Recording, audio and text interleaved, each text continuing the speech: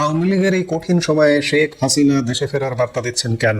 তিনি কি আসলেই দেশে ফিরতে পারছেন সহসা? শেখ হাসিনা প্রতিদিন কোথাও না কোথাও বক্তব্য দেন, কোথাও না কোথাও কথা বলেন। আজকে তারই একটি কথা নিয়ে আমরা আলাপ করব। বিএনপি যদি সরকার গঠন করে, আমি আশা করব তারা আওয়ামী লীগের উপর থেকে নিষেধাজ্ঞা তুলে নিয়ে প্রকৃত সংসদীয় গণতন্ত্র ফিরিয়ে আনবে। প্রকৃত বিরোধী দল ছাড়া সংসদ কখনো সংসদ হতে পারে না। কে বলেছেন? কার বক্তব্য এটি? শেখ হাসিনার। সম্প্রতি তিনি জি 24 ঘন্টায় একটি সাক্ষাৎকার দিয়েছেন, যে সাক্ষাৎকারটি গতকাল মধ্যরাতে তাদের ওয়েবসাইটে প্রকাশ করেছে এবং সেই সাক্ষাৎকারে তিনি এসব কথা বলেছেন এবং সাক্ষাৎকারে বিভিন্ন প্রশ্নের আলোকে তিনি অত্যন্ত দৃঢ়তার সাথে উত্তর দিয়েছেন। জি 24 ঘন্টা তাকে প্রথম প্রশ্ন করছে যে বাংলাদেশে পা রাখার পর আপনার প্রথম অগ্রাধিকার কি হবে।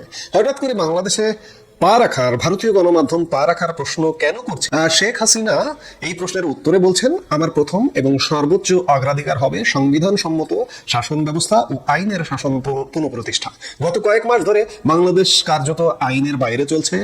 মব সন্ত্রাস, বিচার বহির্ভূত গ্রেপ্তার, গণহারে আটক, গোটা গণতান্ত্রিক কাঠামো ভেঙে দেওয়া হয়েছে। আজও প্রায় 1,52,000 মানুষ মিথ্যা রাজনৈতিক মামলায় কারাবন্দী, যাদের অনেকেই নির্মম নির্যাতনের শিকার। তাদের অবিলম্বে মুক্তি দেওয়া জরুরি। এর পাশাপাশি ইউনূস যে সর্বনাশ করে গিয়েছেন তা মেরামত করাই আমাদের দায়িত্ব। দ্রুতগতির অর্থনীতি থমকে গিয়েছে, বিদেশি বিনিয়োগ প্রায় বন্ধ, যুব সমাজ, কৃষক ও শ্রমিক কারো জন্যই কাজ নেই। রাষ্ট্রের ধর্মনিরপেক্ষ ভিত্তি আক্রান্ত, সংখ্যালঘুরা প্রতিদিন আতঙ্কে দিন কাটাচ্ছেন। দেশে আজ আইনের শাসন নেই, আছে শুধু মব সন্ত্রাস। বাংলাদেশের চরমপন্থী শক্তিগুলো, যাদের অনেকের সঙ্গেই নিষিদ্ধ জঙ্গি সংগঠনের যোগ রয়েছে, তারা আজ সম্পূর্ণ মুক্ত। প্রকাশ্যেই তারা নিজেদের অপরাধের কথা স্বীকার করছে। এই ক্ষত সারাতে হলে গণতান্ত্রিক ম্যান্ডেট সম্পন্ন সরকার দরকার। আওয়ামী লীগ সরকারে হোক বা বিরোধী দলে দেশের সেবা করতে প্রস্তুত, কিন্তু নিষিদ্ধ ও নির্যাতিত অবস্থায় সেটা সম্ভব নয়। জি 24 ঘন্টা তারেক রহমান ও বিএনপিকে নিয়েও প্রশ্ন করেছে। জি 24 ঘন্টা প্রশ্ন করছে যে তারেক রহমান ও বিএনপি তাদেরকে বিশ্বাস করা যায়? শেখ হাসিনা উত্তর দিচ্ছেন, বিএনপি ও আওয়ামী লীগের দীর্ঘদিন সংসদীয় প্রতিদ্বন্দ্বিতা রয়েছে। এটাই গণতান্ত্রিক স্বাভাবিক রীতি। শক্তিশালী বিরোধিতা শাসন ব্যবস্থাকে আরো মজবুত করে। কিন্তু কিছু বাস্তব সত্য ভুললে চলবে না। তারেক রহমান 17 বছর লন্ডনে স্বচ্ছন্দ নির্বাসনে কাটিয়েছেন। সরকারি অর্থ তছরুপে দোষী সাব্যস্ত হওয়ার পর নেতৃত্ব মানে জবাবদিহি ও মাঠে উপস্থিতি, বিদেশে বসে নির্দেশ দেওয়ার নয়। আরো উদ্বেগজনক বিষয়, বিএনপির চরমপন্থী শক্তির সঙ্গে আপোষ করার দীর্ঘ ইতিহাস। ইতিমধ্যেই দেখা যাচ্ছে ভোটারদের বাড়ি বাড়ি গিয়ে ভয় দেখানো হচ্ছে, হুমকি দিয়ে ভোট আদায় করা হচ্ছে। এটা গণতন্ত্র নয়, এটা জবরদস্তি। বিএনপি যদি সরকার গঠন করে, আমি আশা করব তারা আওয়ামী লীগের ওপর থেকে নিষেধাজ্ঞা তুলে নিয়ে প্রকৃত সংসদীয় গণতন্ত্র ফিরিয়ে আনবে। প্রকৃত বিরোধী দল ছাড়া সংসদ কখনো সংসদ হতে পারে না। জি 24 ঘন্টা আরো একটি প্রশ্ন করছেন যে জঙ্গি শরীফ ওসমান হাদিকে শহীদ আখ্যা দিয়ে কাজী নজরুল ইসলামের পাশে সমাধিস্থ করা হয়েছে। আপনি কিভাবে দেখছেন বিষয়টি? শেখ হাসিনা বলছেন, কাজী নজরুল ইসলাম ছিলেন শোষণের বিরুদ্ধে বিদ্রোহের কবি, সাম্প্রদায়িক সম্প্রীতির প্রতীক। তার আদর্শের সঙ্গে এই হিংসার কোনো সম্পর্ক নেই। এই হিংসায় প্রতিটি মৃত্যুই বেদনাদায়ক, কিন্তু হিংসা ও ধ্বংসযুক্ত ব্যক্তিদের মহিমান্বিত করা গভীরভাবে উদ্বেগজনক। শরীফ ওসমান হাদির মৃত্যু হয়েছিল বিএনপি, জামাত ইসলামী ও এনসিপি প্রার্থীদের মধ্যে নির্বাচনী দ্বন্দ্ব থেকে। ঢাকা ৮ কেন্দ্রকে ঘিরে সুষ্ঠু তদন্তের বদলে আমরা দেখেছি সংবাদপত্র অফিসে অগ্নিসংযোগ, সাংবাদিকদের উপর হামলা, কূটনৈতিক মিশনে আক্রমণ।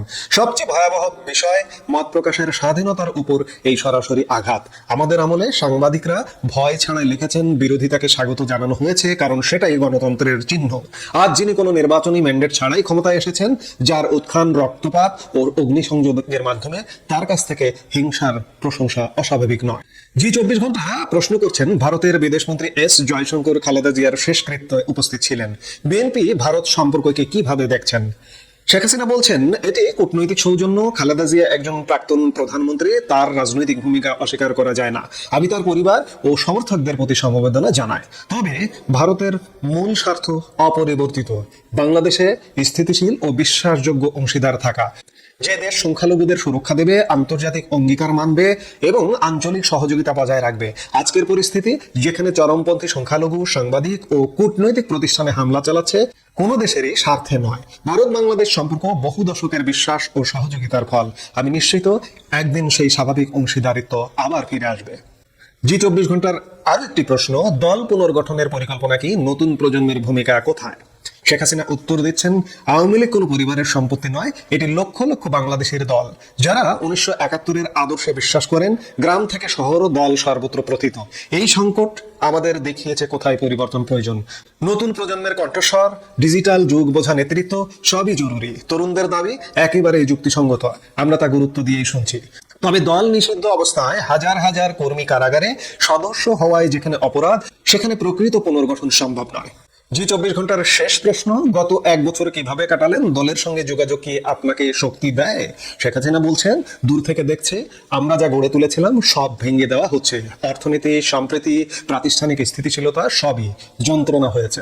কিন্তু একই সঙ্গে দেখেছে অসাধারণ সাহস। নির্যাতন ও কারাবাসের মধ্যেও আমাদের কর্মীরা বিশ্বাস ছাড়েননি। সাংবাদিকরা ভয় উপেক্ষা করে সত্য লিখছেন, সাধারণ মানুষ ঝুঁকি নিয়ে মুখ খুলেছেন। এই যোগাযোগই আমাকে শক্তি দেয়। আওয়ামী লীগ শুধু একটি দল নয়, এটা 1971-এর স্বপ্ন। ভয় আর দমন দিয়ে সেই স্বপ্ন মুছে ফেলা যায় না। আমি ধৈর্য ধরেছি, কারণ ভয় ও বর্জনের উপর দাঁড়ানো শাসন টেকে না। বাংলাদেশ শেষ পর্যন্ত তার মানুষেরই থাকবে।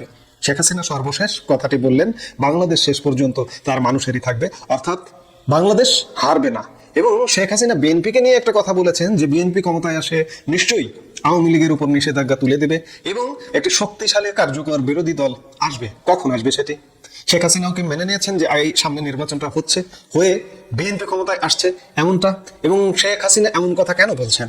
ভারত কিংবা পশ্চিমা বিশ্ব নানান কথা, নানান আলাপ গণমাধ্যমে আসে, আলাপ হয়, কিন্তু আসলে কি হচ্ছে? 12 ফেব্রুয়ারি নির্বাচন পরবর্তী সময়ে বিএনপিকে ক্ষমতা গঠন করছে এবং ক্ষমতা গঠন পরবর্তী সময়ে আওয়ামী লীগের ওপেন করে দিচ্ছে, আওয়ামী লীগ রাজনীতিতে ফিরছে। এগুলো কি শেখ হাসিনার এই সাক্ষাৎকারে এটি মোটামুটি প্রকাশ হয় বা ধারণা পাওয়া যায় যে নিশ্চয়ই ভারতীয় কিংবা বাকি বিশ্বের একটা তৎপরতা আছে যে বিএনপি ক্ষমতায় আসবে এবং ক্ষমতায় আসবে নিশ্চয়ই শর্ত সাপেক্ষে। তেমন শর্তে যে ক্ষমতায় এসে বাংলাদেশের সব দলের রাজনৈতিক কাজ কর্ম উন্মুক্ত হয়ে যাবে। শেখ হাসিনার এই সাক্ষাৎকারটিও সেটি প্রকাশ করছে। এবং একই সাথে আমরাও বলতে চাই যে এই যে আজকে আওয়ামী লীগের বন্ধাত্ব দেখছেন, আপনি নিশ্চিত থাকুন যে আওয়ামী লীগের বন্ধাত্ব কেটে যাবে, কারণ বিশ্ব পরিস্থিতির বন্ধাত্ব ইতিমধ্যে কাটা শুরু হয়ে গেছে। আপনি গতকালকে দেখেছেন যে ইউরোপীয় ইউনিয়নের সাথে ভারতের একটা চুক্তির মা সম্পন্ন হয়েছে। বলা হচ্ছে যে এটা হচ্ছে সকল চুক্তির জননী। সেই জায়গায় মার্কিন যুক্তরাষ্ট্রের সাথেও যে ভারতের একটা টানাপোড়েন আছে, সেই টানাপোড়েনও কেটে যাবে। শেখ হাসিনা অবশ্যই সেরকম কোনো আভাস পাচ্ছেন বা পেয়েছেন বলেই তিনি দেশে ফিরে কি করবেন সেই আশাবাদ ব্যক্ত করছেন। বিএনপি ক্ষমতায় আসলে কি হবে? আওয়ামী লীগের নিষেধাজ্ঞা উঠে যাবে এবং প্রয়োজনে বিরোধী দলেও থাকবেন, প্রয়োজনে বিরোধী দলেও থাকতে হবে, এর বিকল্প কিছু নেই। জনগণ নির্ধারণ করবে, পরবর্তী একটা নির্বাচন হবে, সেই নির্বাচনে জনগণ নির্ধারণ করবে যে আওয়ামী লীগ আবার কিভাবে ক্ষমতায় ফিরে আসবে এবং ক্ষমতায় ফিরবার পরে তিনি কি করবেন সেই আলামতটাও কিন্তু এই সাক্ষাৎকারে দিয়েছেন। নিরাশ হবার কিছু নেই, হতাশ হবার কিছু নেই, আওয়ামী লীগ ফিরবে, এতে কোনো সন্দেহ নাই। কারণ আওয়ামী লীগ হচ্ছে জনগণের দল। এই যে এত বড় এত ফ্যাসিস্ট বলা হয়, এত অত্যাচার, এত নির্যাতন, তবুও মানুষ আওয়ামী লীগের কথা বলছে কেন? আমরা বলছি আওয়ামী লীগের কথা কেন? কারণ আওয়ামী লীগ প্রয়োজন।